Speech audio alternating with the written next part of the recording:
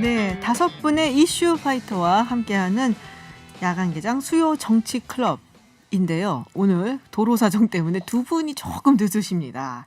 네, 먼저 이게 시간 맞춰 오신 분들 소개 먼저 해드리죠. 박진영 민주당 상금 부대변인, 이창근 국민의힘 하남시 당협위원장, 그리고 구용모 국민의당 최고위원 나오셨습니다. 어서 오세요. 네, 네, 안녕하세요. 박진영입니다. 네, 김성애 열린민주당 대변인 그리고 신장식 변호사께서는 곧 오실 거라고 소식을 전해 주셨습니다. 네, 그래서 오시겠죠. 오늘 근데 정말 많이 막히더라고요, 길이. 네, 구용모 최고위원이 어디 좀 멀리 살잖아요. 네, 저는 화성에서 왔는데요. 4시 전에 나왔습니다. 거의 한 3시간 가까이 걸린 것 같습니다. 아, 예. 그렇군요. 저도 한 2시간 걸렸어요. 진짜 많이 막히는 시간인데 빨리들 도착을 하시길 바라고요.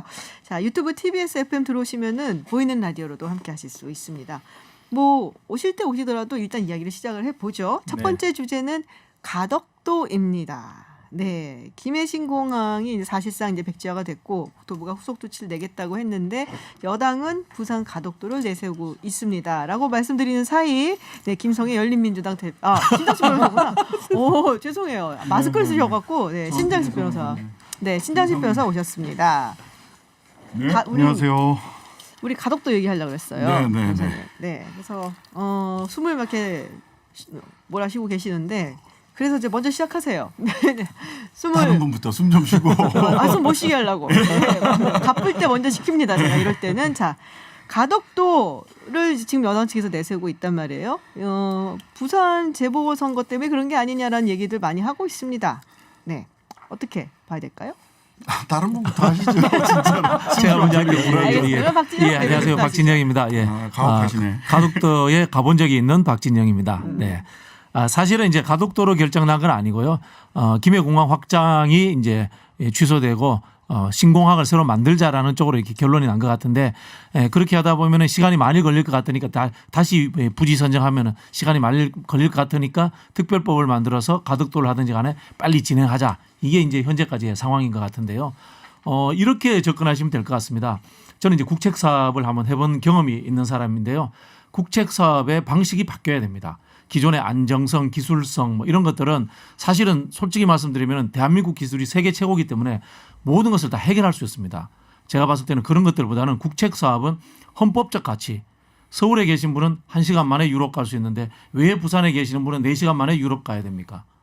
대한민국 국민은 전국 어디에 살든지 행복하게 살 수 있는 권리를 누릴 수 있다는 평등권 측면에서는 국책 사업이 진행돼야 된다는 생각이 들고요. 두 번째는 장기적 관점에서의 국가 균형 발전과 경제라는 측면에서 접근해야 된다는 생각이 듭니다. 인천공항이 만들어지면서 인천의 항만 물류와 시너지 효과를 내서 물동량 1위가 됐습니다. 인천 항만이. 지금 부산 신항이 만들어졌는데요.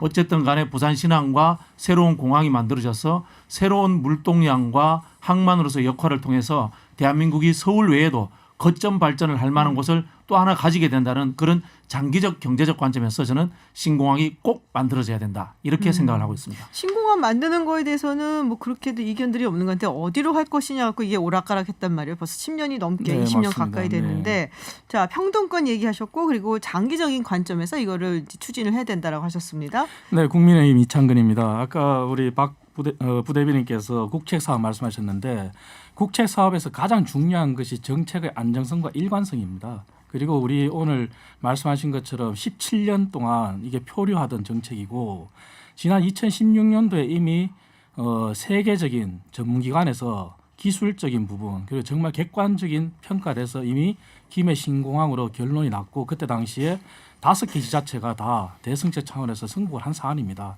그리고 가덕도가 아니라고 하셨는데 그런데도 불구하고 국무총리실 산하에 김해 신공항 검증위원회가 꾸려지면서 손바닥 뒤집듯이 바뀌었습니다. 그리고 이미 가덕도로 이미 예산을 국토부도 반대했다고 일부 언론에서 보도했는데요.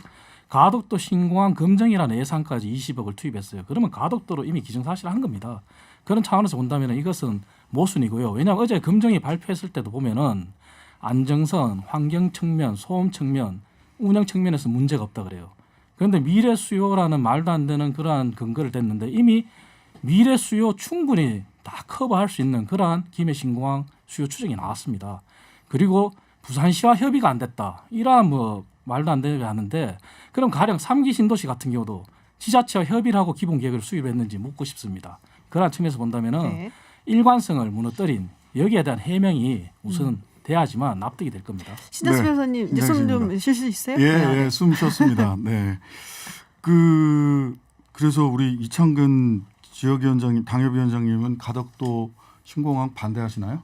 가덕도 신공항을 반대하고 그게 아니라 말씀드렸다시피 국책 사업 일관성이지 않습니까? 예. 그런데 가덕도라고 기정사실화 하기 전에 우선 필요한 것은 왜 김해 신공항이 긍정위원을 했다면은 제대로 된 국민들을 설득할 수 있어야 된다는 그러니까 거죠. 그런데 그러한 측면에서 보면은 설득이 전혀 안 되는 거죠. 어제 네. 발표만으로는. 네, 신장식입니다. 지금 국민의힘 같은 경우는 일단 원내대표, 대구 출신 원내대표와 김종인 비대위원장의 입장이 달라요. 그러니까 이게 정치 세력 간의 문제, 정치 세력 내부에서의 문제라기보다는 지역 간에 서로 다른 의견들이 나오고 있는데 뭐 주호영 원내대표님은 뭐 천인공노할 일이다 이렇게까지 표현을 하셨단 말이죠. 근데 김종인 비대위원장은 뭐 결과적으로는 협조할 수밖에 없다. 일관성의 문제는 있을 수 있으나 결과적으로는 협조할 수밖에 없다라는 취지로 말씀을 하셨는데 저는 이게 실제로 김해 공항하고요. 가덕도하고 직선거리로 21km밖에 차이가 안 나요. 그러니까 이게 김해 공항에서 가덕도로 옮기면 대구 경북 사람들이 굉장히 불편해지고 안 옮기면 대구 경북에 계신 분들이 굉장히 편안해지고 이런 거 아니거든요.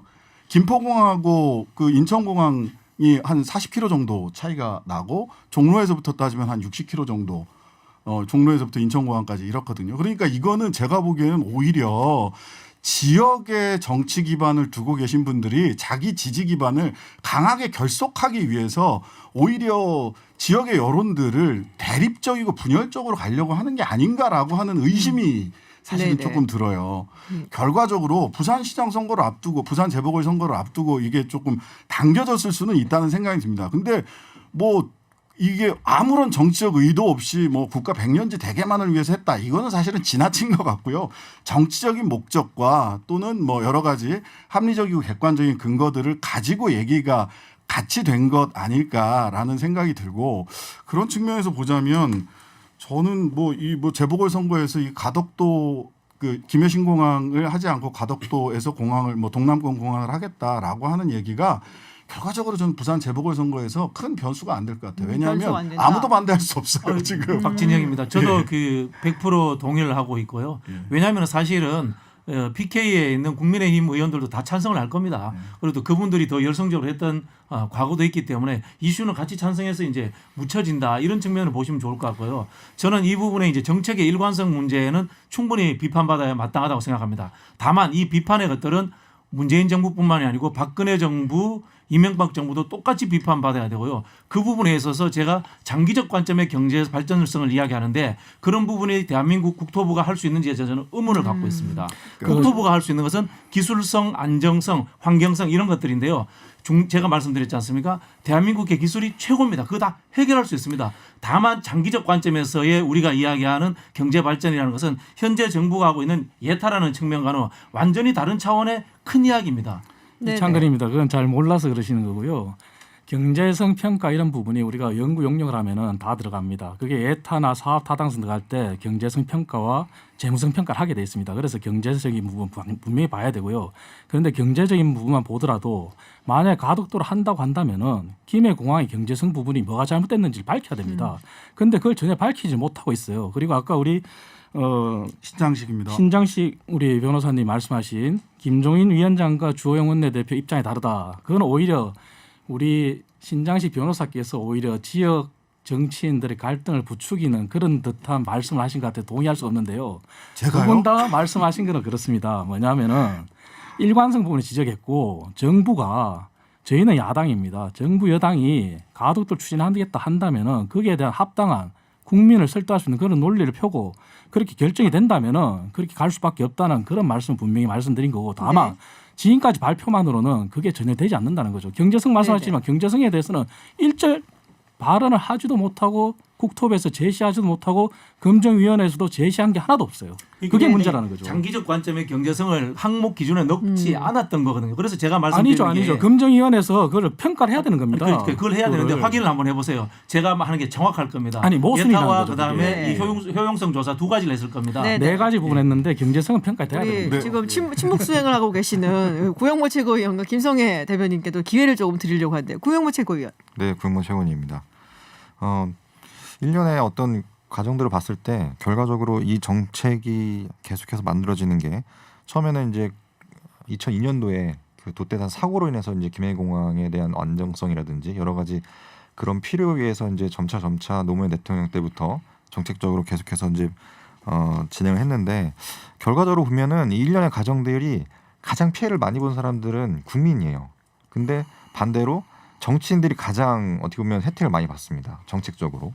뭐 예를 들어서 노무현 정부 같은 경우에는 검토를 했는데 또 반대로 이명박 대통령 같은 경우에는 진행을 한다고 했다가 정권 말기에 이제 뭐 4대강 이런 걸로 인해서 이제 돈이 많이 들고 10조 원까지 가량이 들어가니까 갑자기 안 하겠다고 하고 또 박근혜 대통령 같은 경우에는 또 이거를 또 하겠다고 하고 그러니까 지금 또 이런 것들이 다시 또 이제 김해공항이 김해공항을 안 하고 이제 가덕도로 하겠다.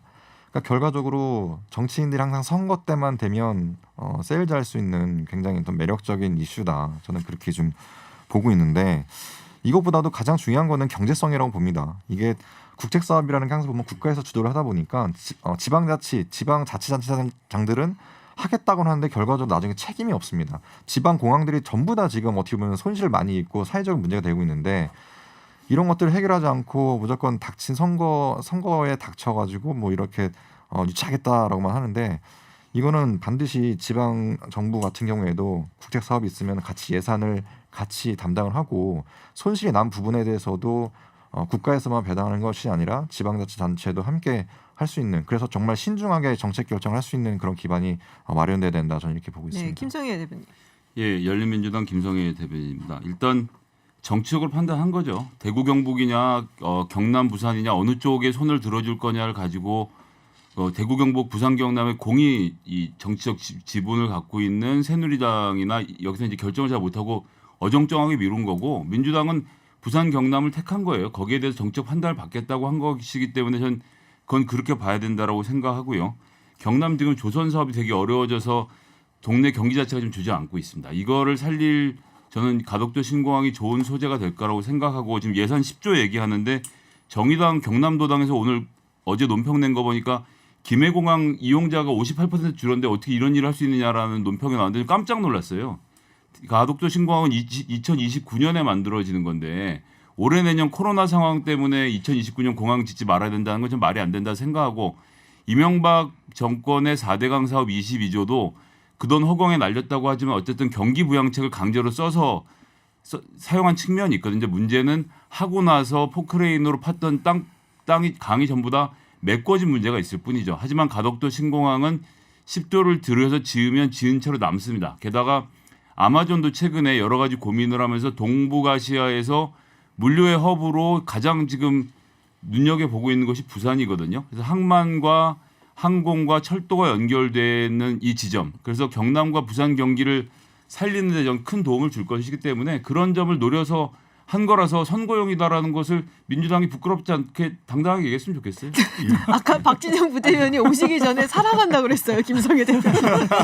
이게 제가 보세요. 이제 박진영입니다. 선거용이라기보다는 선거를 빌미로 제대로 된 국책 사업을 결정하는 겁니다. 사실은 그 김해공항 확장이라는 것은 전 정부 문재인 정부 전부 다 이 정치권 논리 때문에 판단을 결정 유보했던 굉장히 잘못된 판단이었어요. 김해공항을 가보시면 압니다. 국제선을 이용해 보시면 압니다. 아마 정의당에서는 58%가 줄었다고 하는데 58%가 줄어도 김해공항은 흑자일 겁니다. 그만큼 이용률이 엄청나게 많은 곳입니다.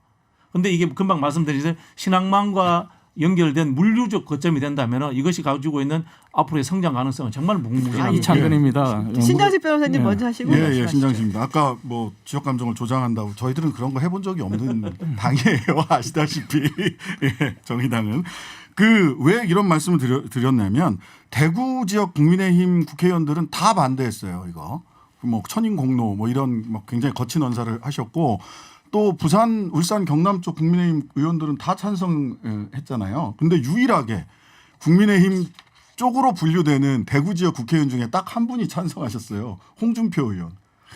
이분은 지금 대구를 지역 기반을 가지고 있긴 하지만 대구 지역이 아니라 지금 대선 출마 준비하시는 분이거든요. 그러니까 전체적으로 표를 받으셔야 돼. 이 고려 때문에 제가 보기엔 홍준표 의원은 가덕도 하는 게 맞다 이렇게 얘기하셨어요. 정치적으로 보시는 것 같아요. 홍준표 의원이 때로는 훌륭하십니다. 아니 뭐 하여튼 합리적 판단하세요.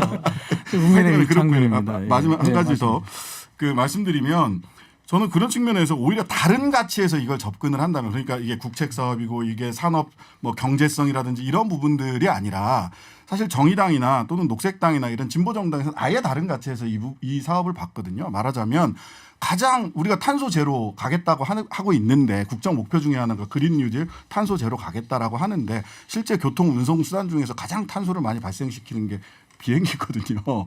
이런 그린 뉴딜과 이게 이 가치가 그럼 맞는 방식이냐라고 하는 식의 다른 가치에서의 접근 또는 코로나 뭐 58% 줄었다고 하는데 사실 우리가 올해나 내년에 빨리 종식이 됐으면 좋겠는데 지금 언택트 시대로 다른 방식으로 변화한다라고 하는 지점도 상당히 많은 분들이 얘기를 하거든요. 그랬을 때 이게 자칫 잘못하다가 이 시대적 변화를 우리가 제대로 따라잡지 못하고 그냥 중후장대 사업 중심으로 우리가 지금 국책 사업을 생각하는 게 아니냐라고 하는 비판은 저는 다른 가치 탄소 줄이는 비행기 할수 만들도록 있다. 하겠습니다. 네. 네, 국민의힘 이창근입니다. 저희가 오늘 논쟁하는 것 중에 가덕도 공항인데 100년 대계를 따져서 동남권 신공항에 대한 필요성은 어느 정부나 다 인정을 했습니다. 그래서 아까 뭐 새누리당까지 얘기 나오고 어정쩡하게 결정을 못했다 그러는데 그게 아니라 제가 드리는 말씀 오늘 계속 드리는 말씀이지만 정치적 의도라고 말씀하셨고 정치적인 그런 의사 표시를 하셨다고 분명하셨어요. 그런데 문제는 17년간 결국 그 피해는 국민들 몫이었고 그리고 지난 박근혜 정부에서 어쨌든 세계적인 전문기관에서 평가해서 내린 결론도 존중은 받아야 되지만 지금 만약에 정부에서 문재인 정부에서 바꾸겠다 한다면 그걸 국민들을 설득할 수 있어야 된다는 거죠. 그 동남권 신공항을 반대하는 사람은 없습니다. 그것은 100년 대계 반드시 필요하고 그리고 물류허브 말씀하셔서 물류허브에서 항만이 가덕도 측면에서 유리하고 김해공항 측면에서 불리하다. 그것도 맞지 않는 얘기입니다. 문재인 정부에서 작년 11월에 발표한 제5차 국토종합계획에 따르면 물류 우리나라 성장산업으로 분명히 하겠다 그랬고 물류가 동남권에 분명히 유치돼야 된다 합니다. 하지만 그 물류가 국토종합계획에서도 얘기한 게 공항이 어디 가느냐에 따라서 그 계획이 백지화되는 건 아닙니다. 중요한 거는 동남권 신공항에서 더 이상 국민들이 그 피해를 떠안으면 안 된다는 걸 재차 말씀드리고 싶은 겁니다. 자, 그러면은 요것도 저희가 또 이제 하고 가야죠. 가덕도 부산시장 선거에 무엇이자. 자, 김성애 대변인. 민주당 입장에선 가덕도 신공항은 주춧돌이다. 주춧돌 뭘 위한 주춧돌이에요? 선거를 이기기 위한. 아, 선거를 이기기 위한 주춧돌이라고 하는데요, 박진영 예, 의원님. 박진영입니다. 가덕도는 부산시장 선거에 무영향이다. 무영향이다. 영향 없다. 아, 영향이 없다라고 말씀하시네요. 네, 이창근 당협위원장. 네, 가덕도는 부산시장 선거의 선심성이다. 이렇게 하겠습니다. 선심성이다. 네. 아, 그렇군요. 자, 시장식 변호사. 같은 의견인데요. 네네. 가덕도 부산시장 선거의 변수가 아닙니다. 변수가 왜냐하면 아니다. 그 찬반을 가지고 부산시장 선거에서 논쟁이 될 게 아니라 여당 후보는 힘 있는 여당이 돼야 이거 더 빠르게 더 크게 할 수 있습니다라고 얘기할 거고요. 야당 후보는 야당 부산시장이 있어야 정부가 대선 앞두고 그래도 선심이라도 눈치 보느라고 더 크게 더 빠르게 더 크게 지어줄 거다라고 얘기를 할 거거든요. 양쪽에서 다 얘기를 할 것이다. 양쪽에서 다 우리가 해야 더 빠르고 더 크게 할 거다라고 얘기를 할 아하. 거라서 변수가 아닙니다. 어쨌든 그럼 선거용은 맞네요. 뭐 그렇게 따지면 저는 뭐 아까도 양쪽을 그게 위한? 저는 정당이나 정부가 부끄러워할 일 아니라고 생각합니다. 내놓고 국민들에게 판단 받아야 되는 거죠. 네, 자 고영모 최고위원. 예, 가덕도 부산시장 선거의 셀링 포인트다라고 말씀드리고 싶은데 저는 좀 선거 이후에 좀 논의를 했으면 좋겠습니다. 그래야지 좀 진정성도 있고 선거 이런 좀 이후에? 감론을박이 없을 것 같습니다. 네. 선거 이후에 하면 대선 용이라고 또 할 텐데요. 뭐. 그러네요. 아니, 저는 그것도. 구 최고위원 의견에 동의합니다. 왜냐하면 저희가 2016년도에도 김해 신공항 발표를 총선 이후에 했어요. 그러한 부분이 정말 진정성을 존중받고 객관적인 평가를 받으려면은 그런 것도 하나의 저희가 논의하고 네네. 경제성 부분도 분명히 다시 나와야 됩니다. 알겠습니다. 부산의 정치인들이 박진영입니다. 네. 여야로 같이 추진위원회를 만들고 위원장을 야당이 맡으시죠. 근데 만약 이번 재보궐선거 이후에 하면 이거는 대선용이자 지방선거용이다 이렇게 얘기 나올 텐데 그러네. 선거가 두 개가 지방선거도 있어요. 있네요. 1년 뒤에. 아, 지방선거가 알겠습니다. 더 아무래도 좀 더 이해관계가 더 첨예하죠. 그럴 수도 있겠네요. 지방선거가 조금 더 이해관계가 아니, 그 강력하게 지방선거 있을 수도 플러스 있겠네요. 대선. 22년에도 지방선거가 있는데요. 그러니까요. 예. 두 그러니까 개가 다 대선용 있어요. 플러스 지방선거용이다. 제가 대구 출신이지 않습니까? 그럼에도 네. 불구하고 이렇게 지지를 하지 않습니다. 합리적인 이유가 있는 겁니다. 알겠습니다. 저희 그러면 교통 정보 듣고 그리고 다시 돌아와서 이야기 나누겠습니다. 네, 김지윤의 이브닝쇼 수요 정치 클럽 함께 하고 계십니다. 두 번째 이야기는 경선 룰과 비롯해서 여러 가지 재보궐선거 이야기 좀 나눠볼까 하는데요. 전 사실 이게 되게 궁금해요. 신장식 변호사님, 네, 심상정 의원 출마하세요 혹시? 지금 경기도 국회의원이시고요. 에이, 60일 전에만 이사 가시면 되지 않습니까? 그러니까 서주길 왜 그러세요? 제가 따로 확인해 보지 않았고 본인은 그거보다는 조금 더 좀 긴 사실은 이번에 총선 거치면서 여러 가지 고민이 많으신 걸로 알아요. 그래서 대선?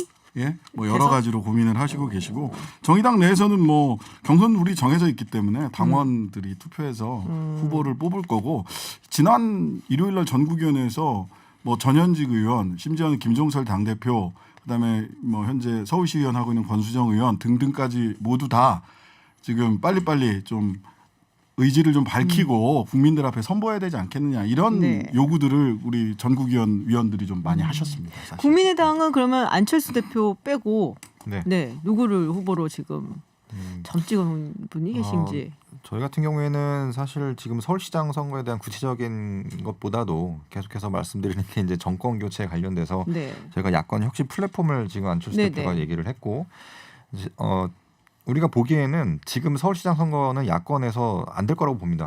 예. 그렇기 때문에 이 야권 혁신 저를 쳐요. 여기 두 분 옆에 앉아갖고 국민의힘 열심히 하고 있습니다. 국민의힘 정의당 다 있는데 저기 만들어지고 열린민주당도 있고 그 안에서 후보가 나와야지만 열린민주당. 이게 같은 편이라고 가능할 하시는데 거라고 지금 생각합니다. 열린민주당은 막 같은 편이라고 생각합니까?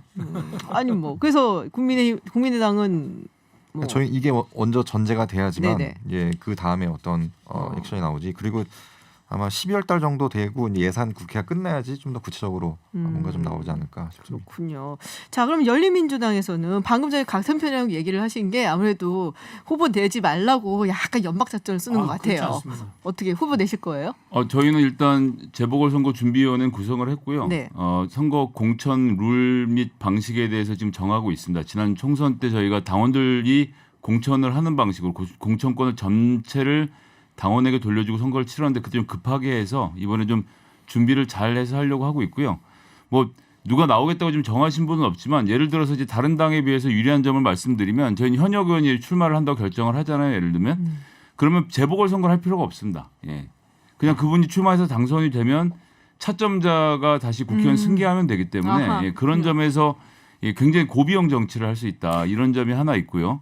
그리고 저희가 지난번에 당원 의식 설문조사라는 것을 전체 당원을 상대로 했고 20분짜리 설문조사에 무려 70%의 당원들이 응해서 결론이 나와 있는데 재보궐선거에 후보를 내야 된다라고 말씀하신 분이 70%고요. 네. 그리고 그 과정에서 후보 단일화까지도 같이 논의를 해야 된다는 어. 그보다 더 높은 퍼센티지로 찬성을 하고 계셔서 열린민주당은 서울시장, 부산시장 뭐 누굴 낸다 이렇게 정하는 게 아니라 정당으로서 선거를 치른다. 당당하게 치르고 국민들에게 선택을 받을 건데 예, 뭐 지금 함부로 말씀드릴 수는 없겠습니다만 해볼만 하지 않을까 생각하고 있습니다. 그럼 단일화를 한다 그러면은 이제 민주당하고의 단일화를 분명히 생각을 하고 계실 것 같아요.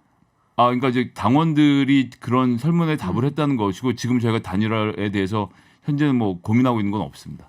근데 단일화를 그래도 한다고 많이 하면은 열린민주당의 후보 쪽으로 단일화를 더 원하지 않겠어요? 당원들이? 그거 당연하지 않습니까? 당연한 거죠? 네, 예, 당연하네요. 선거에 당원 당규를 고친 민주당보다 훨씬 덜 민망하기도 하니까요. 열린민주당에게 예, 뭐 국민들이 좀 편한 마음으로 선택하실 수 있지 않을까. 예. 예, 더불어민주당 오늘 여기 박진영입니다. 분위기 심상치 않습니다. 예, 굉장한 사견으로서 제가 말씀드리겠습니다. 굉장한 사견으로서 열린민주당의 현역 국회의원이 서울시장 후보가 되면 참 좋겠습니다. 그래서 우리 김성애 대변인님의 순번도 좀 당겨지고 이랬으면 참 좋겠습니다. 그런 빅픽처가 있었군요. 잘 잘 됐으면 저까지는 좋겠다. 안 올 것 같아요. 예. 네, 지금 뭐 국민의힘에서는 여론조사 100%로 후보를 정한다라는 네. 얘기가 있었거든요. 자, 여론조사 100%라고 한다면 사실 뭐 당원보다 국민들의 어떤 인지도 이런 걸 조금 더 방점을 두겠다는 얘기인데 그렇게 이야기를 한 이유가 있어요? 일단 뭐 지금 야당이 아까 뭐 우리 구 최고위원도 불리하다 이렇게 했는데 어쨌든 기울어진 운동장은 맞죠. 기울어진 운동장은 맞고 이 야당 입장에서 제일 야당이지만 이 흥행에 해야 되고 더 좋은 후보를 발굴하기 위해서 이미 일부 언론에 보도가 됐지만 저희들은 예비 경선 프라이머리식으로 예비 경선을 먼저 거칩니다. 그래서 예비 경선에서 후보를 정리를 하고 그리고 또 정치 신인이라는 트랙을 마련했어요. 정치 신인들 간의 경쟁에서 1위를 한 사람이 4명의 후보에 들지 못할 경우에 바로 본선에 직행할 수 있는 그런 트랙을 마련해서 보다 많은 신인들도 과감히 도전해라. 아까 뭐 고비용 말씀하셨는데 이거야말로 저비용 이번 서울시장 보궐선거로 인해서 저비용 고효율 정치를 할 수 있는 그런 판을 짰다 말씀드릴 수 있고요. 그리고 본선거에서도 책임 당원 비율을 굉장히 낮췄습니다. 네네. 책임 당원의 투표 비율을 20% 그리고 일반 국민을 대상으로 80% 여론조사 아하. 그렇게 해서 많은 정치 신인이 보다 적극적으로 저희 국민의힘 경선에 뛰어들 수 있도록 그러한 네. 장을 마련했다고 할 수 있습니다. 자, 박진영 대변인님, 금태섭 전 의원이 뭐 출마할 것 같은 얘기가 있던데요. 예, 그분이 뭐 책임감을 느낀다고 했는데 아무도 그분에게 책임감을 부여한 적이 없는데 스스로 책임감을 느끼시더라고요. 근데 우리가 보통 이제 제3당 제3지역 후보가 한 번, 두 번, 세 번 하면 신선도가 떨어져서 계속해서 지지도가 떨어지거든요. 그런 측면에서 제가 봤을 때는 큰 뭐 옛날에 과거에 이제 안철수 후보가 박원순 시장님께 편지를 주면서 했던 그런 감동적인 이 센세이션 이런 것들은 제가 봤을 때는 뭐 거의 뭐 누리지 못할 것이다. 뭐 이런 생각이 들기 때문에 크게 저희는 개의치 않습니다. 개의치 않는다. 예, 다만 하나 생각하는 부분은 이 야권에서 어쨌든 간에 야권 연대로 후보를 낼 수 있다는 가능성과 그다음에 야권의 후보가 대선 주자급 후보가 나올 수 있다라는 뭐 우려는 있다는 생각이 들고요. 그런 지점에 있어서 결국은 선거라는 것이 제가 봤을 때는 대통령 지지도입니다. 대통령 지지도가 얼마나 잘 나오느냐 하는 것이 한국 선거에서 지방자치선거에서도 그대로 이제 연동되기 때문에 대통령의 국정 지지도가 얼마나 잘 나오느냐 그런 부분에도 좀 관심을 갖고 있고요. 좀 개인적인 바람이 있다면은 이 민주 진보 서울시 연정이 한번 만들어져 가지고 장기적으로 한국 사회의 근본적 변화를 이룰 수 있는 그런 실험들이 한번 서울시에서 한번 되었으면 좋겠다라는 약간 개인적인 소망을 단일화의 가지고 있습니다. 마술을 뻗치는 것 같아요, 신장식 변호사님. 아, 네, 네. 예, 뭐 민주당 입장에서 항상 그렇죠. 뭐 옆에 계신 그 열린민주당을 향해서도 그렇게 얘기를 하실 텐데. 저희가 얘기하는 단일화는 열린민주당 중심의 단일화입니다. 아, 예, 정의당도 마찬가지입니다. 그 실제로 내년 뭐 서울시장 선거에서 저는 두 가지 변수가 있다고 봐요. 하나는 부동산이고 하나는 대통령 지지율일 거라고 봅니다. 결과적으로. 예, 이 두 가지가 변수가 될 텐데 그럼 대통령 지지율에서도 뭐가 변수가 될 거냐. 그 여당에서나 정부에서 뭘 열심히 지금부터 할까 이렇게 생각해 보면 그 선거 앞두고 우리가 그 코로나 백신을 얼마나 확보를 했을까 정부가 이런 것들이 실제로 굉장히 중요하게 관심을 갖게 될 거고 지금 온 정부가 거기에 매달려 있을 것 같아요. 외교, 보건복지 뭐 이런 쪽이 다 이미 뭐 모더나나 뭐 파이자에서 코로나 백신이 올 연말 되면 막 나온다고 하는데 그러면은 한국은 1등 국가냐, 2등 국가냐, 세 번째 순위 국가냐, 뭐 이런 부분들이 국민들은 관심을 가질 수밖에. 물론 그게 정확한 뭐 평가는 국력에 대한 평가는 아니지만 박재영 부대변인. 관심을 그렇게 무서워, 가질 수밖에 이랬어. 없어요. 저런 탁월한 그 네. 식견을 가지신 분들과 연정을 해야 됩니다. 네, 구영모 최고위원 보시는 서울시장 누구가 이긴다. 네, 서울시장 선거는 새로운 세력이 이긴다. 예, 그러니까 지금 지금 상황에서 뭐 이런 여권 범여권의 단일화, 선거를 위한 단일화 굉장히 구태스럽지만 뭐 야권도 단일화를 했을 때는 당연히 지금 지는 게 맞는 거죠. 그러면은 야권에서는 선거를 위한 어떤 단일화가 아니라 해체 수준의 혁신을 해야지만 그다음에 뭔가 이루어진다. 저는 그렇게 보고 있습니다. 그래서 지금 사실 옆에 뭐 위원장님 계시지만 국민의힘에서 했던 지금 어떤 경선 룰 이런 거 백날 해봐야 솔직히 다 들어봤던 거거든요. 근데 이런 거를 또 다시 한다 했을 때 그렇게 국민이 감동스럽지는 않을 것 같습니다. 그래서 해체를 해서 야권의 어떤 새로운 혁신 플랫폼이 만들어져야지만 그래야 그나마 여권의 어떤 단일화 말을 할 때 거기서 이제 어떤 차별화를 볼 수 있다. 예, 한마디만 신장식입니다. 혁신 플랫폼의 혁신의 내용을 안철수 대표가 빨리 말씀을 하셔야 돼요. 새정치의 정체를 알기까지 너무 힘들었고 적폐와 신적폐를 저희가 이제 말씀을 드렸습니다. 적폐와 신적폐의 자유로운 사람들, 거기에 찬성하는 사람들이 어떤 혁신 플랫폼의 어떤 큰 담론이라고 저는 여태까지 말씀드립니다. 정치를 안 해본 사람들끼리 모여서 하면 되겠네 그럼. 국민의힘 이창근입니다. 그래서 어렵죠. 예, 그러니까 새로운 세력입니다. 저는 구체의원 의견에 동의할 수 없는 게 우리 안철수 대표께서 뭐 혁신 플랫폼 그래서 야권 연대 뭐 이렇게 지금 들고 나오셨는데 그러면은 그 전에 이미 오세훈 전 시장께서 마포 포럼이라는 그 특강에서 그 얘기를 했었어요. 대선 주자급들 다 원탁 회의를 열자. 그래서 이미 그 제안했는데 거기에 대해서는 단 한 번도 응답이 없으시다가 갑자기 는데없이 이미 국민의힘은 자체적으로 경선룰을 만들고 쭉 하고 있어요. 그런데 본인은 전혀 딴 나라 세상 같은 그런 얘기를 갑자기 들고 나오셨단 말이죠. 그러니까 전혀 서로 공감이 안 되는 거죠. 끝장 토론하자고 제일 먼저 얘기했거든요. 혁신 플랫폼 그런데 얘기하면서. 저희가 거기에 대한 답이 없었어요. 거기에 네. 대한 답도. 예. 자, 그러면 말씀하신 김에 네. 서울시장 누구가 이긴다 한 말씀 하시죠. 저는 이렇게 하고 말씀을 드리고 싶어요. 서울시장은 진짜가 이긴다. 왜 그러냐면 아까 대통령 지지율이 많은 영향을 미칠 거라고 말씀하셨는데 저는 동의할 수가 없어요. 이미 지방선거 그것도 보궐선거를 앞두고 서울시는 어쨌든 서울의 정책을 다루는 곳입니다. 그런데 대통령 지지율과 서울시의 지지율은 이미 디커플링이 일어났다 봅니다. 이미 다른 곡선을 그리고 있고 그리고 이미 서울시는 부동산 정책과 세금 폭탄으로 많은 우리 시민들이 고통을 받고 있습니다. 그러한 부분에 대한 영향력이 이미 가시권에 와 있고 올해뿐만 아니라 내년 상반기 재보궐선거 있자마자 1차 년도 재산세가 부과가 됩니다. 1분기. 그런 측면에서 본다면은 이미 서울 시민들이 그런 정책에 대한 피로감을 많이 느끼고 있기 때문에 그런 측면에서 네. 진짜가 이긴다 이렇게 자, 말씀드리고 싶습니다. 그러면은 박진영 부대변인은 서울시장 누구가 이긴다. 서울시장 대통령이 이긴다. 설명해 주세요. 그러니까 대통령이 이제 이긴다. 위원장님 말씀에 저는 네. 한편으로 이제 가시론적 접근으로 동의를 합니다. 사실은 이 지방자치가 중앙정치에 종속되어 있는 상황이 참 정상적인 상황은 아니라는 생각이 드는데요. 그럼에도 불구하고 대선을 1년 앞둔 이 서울시장 선거라는 게 결국은 중앙정치의 이 대권 게임의 전초전이 될 수밖에 없는 그런 상황이 된다는 생각이 들고요.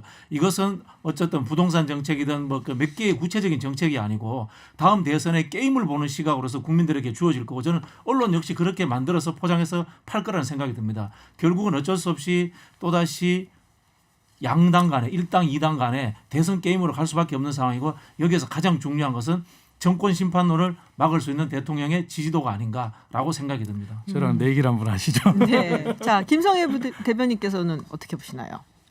서울시장 선거는 조직력이 이긴다. 조직력. 예, 이제 사람들이 이미지로 이길 수 있다고 생각을 하는데 전혀 그렇지가 않습니다. 박원순 시장이 이긴 것을 놓고 박원순 시장이 그럼 안철수 대표하고 손잡고 이미지로 이겼을까?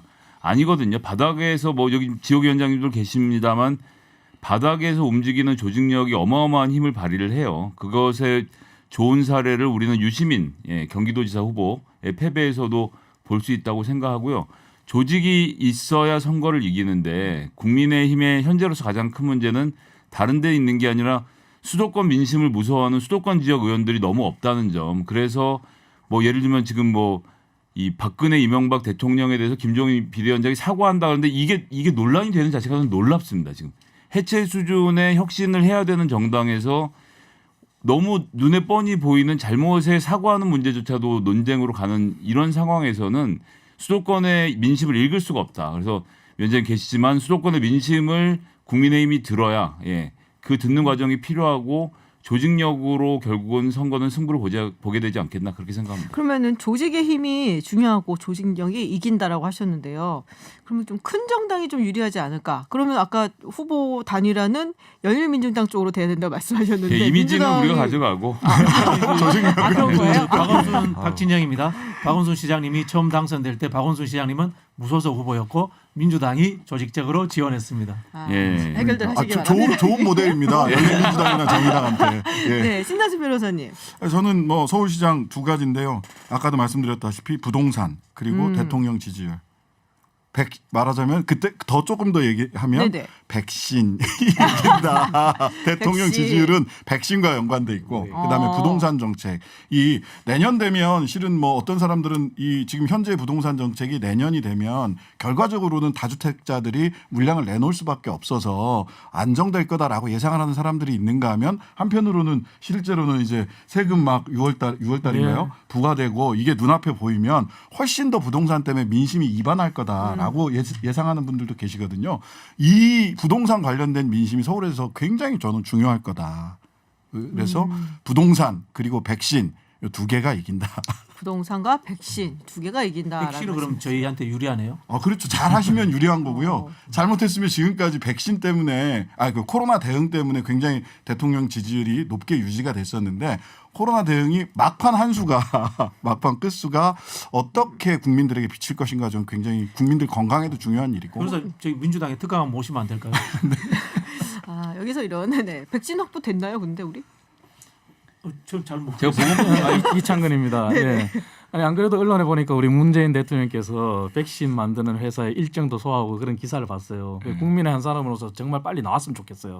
나왔으면 좋겠는데 저는 마치 그러한 행보가 우리 트럼프 대통령을 봤듯이 그러한 보이기식 행보를 안 갔으면 좋겠다는 그러한 희망을 가지고요. 그리고 아까 수도권 의원이 우리 국민의힘이 없다 그렇게 말씀하셨는데 이런 말이 있었지 않습니까?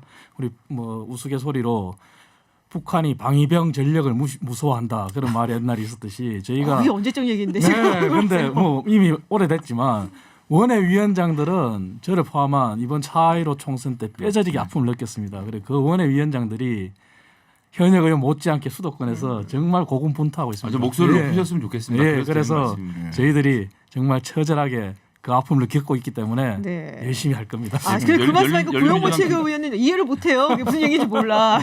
열린민주당 김성인데 그 백신 얘기하시니까 지금 이제 보건복지부에서 뭐 내부에서 나오는 얘기는 이제 국제 백신 공급 협의체하고 공급 네. 방안도 마련해 있고 지금 나오고 있는 업체 화이자 말고도 아스트라제네카 이런 네. 연구업체 등이 있어서 60% 확보하는 것은 그러니까 우리가 5천만 명 다 맞춰야 되는 게 아니라 60%가 맞으면 그걸 백신이 해결되거든요. 그래서 60% 확보하는 데는 현재까지는 아무 문제가 없이 진행되는 것으로 나와서 언론이 이제 자꾸 기사를 쓸 뿐이지만 실무적으로는 착착 잘 진행되고 있다고 그렇게 알고 있습니다. 알겠습니다. 네, 오늘 토론은 여기까지 듣도록 하겠습니다. 지금까지 신장식 변호사, 구용모 최고위원, 김성애 대변인, 이창근 위원장 그리고 박진영 부대변인과 함께했습니다. 오늘 고맙습니다. 네, 감사합니다.